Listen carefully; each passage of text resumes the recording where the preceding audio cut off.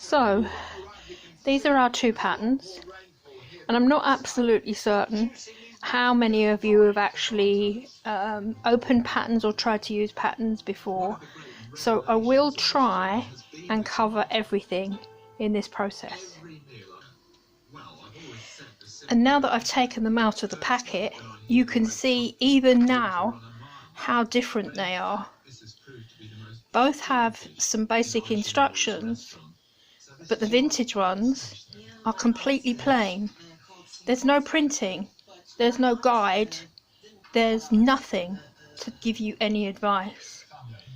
Whereas modern patterns are multi-size, that's what all the lines are for, and give you lots of information. So clearly, pattern makers in the past had a wide range of basic knowledge to start with and were expected to have both. And this is the modern pattern, gives you some detailed instructions about how to sew and sewing instructions.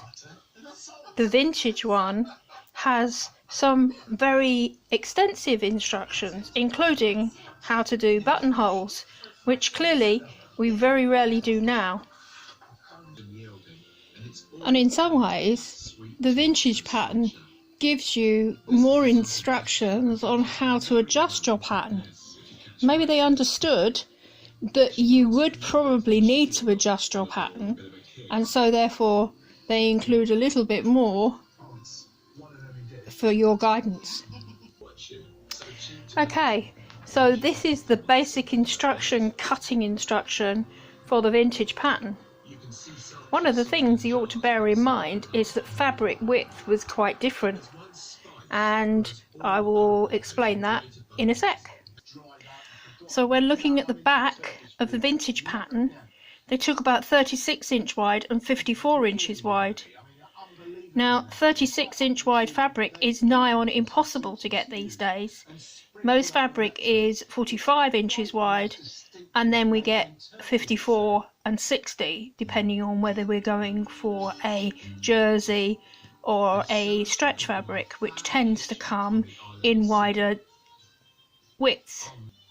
And the modern pattern talks about 45, which is the replacement for 60, the replacement for 36, and 60 inches wide, which is the replacement for the 54.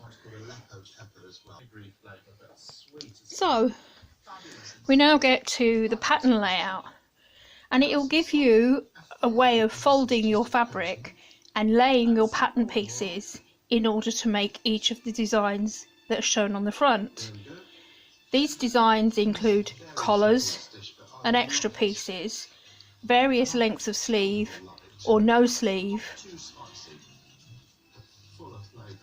And one of the things it talks about is selvedges. Selvage is that bit of the fabric either side of the fabric width, which is where it was attached to the machine that made it in the first place.